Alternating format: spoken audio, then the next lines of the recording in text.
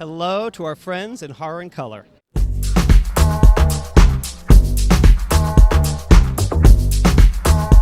The genre hasn't been super kind to queer and trans people.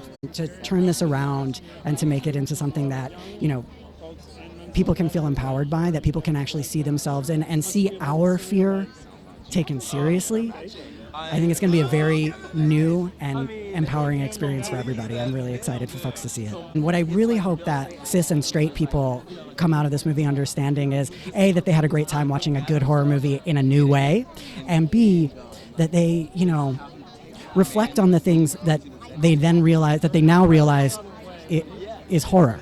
As soon as I got the script, I was like, holy, okay, we're doing it. It's still strangely rare to have queer folks playing queer characters in media, and that's something that I've seen slowly shift. I find that really exciting, and I hope that happens exponentially. It's my dream to be chopped up and fed to the goats. Are you kidding me? Throw me in a Saw movie.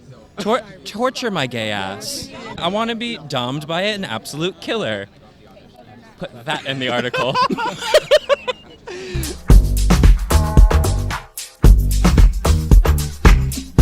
Hello to Horror and Color.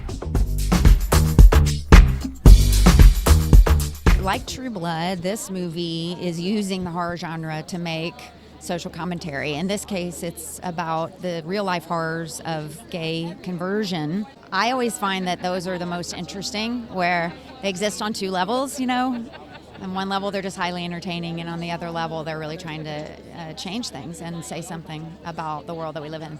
I love horror more than anything in my whole life. I mean, it's just so fun to get to do it and to be scared all the time and have these crazy things happening around you. You're never bored. It's great. And I wish I could claim I thought of the title, but it was some genius at Peacock who sent it to me, and I said that you could not do better than that. It was just a very personal story. I love the horror genre. I love horror films. I always have. And when I was growing up, there were no queer people in horror movies at all. And that always bothered me. I felt that void. So I wanted to write something with queer heroes. And I just very unprofessionally fell in love with the characters. And that was it. I think there's been a demand for representation and for diversity in storytelling, and that's so important. Those specific stories that come with that are very personal. And as we see those, come out much like this film, I think it's an incredible time as an artist to be able to be a part of that.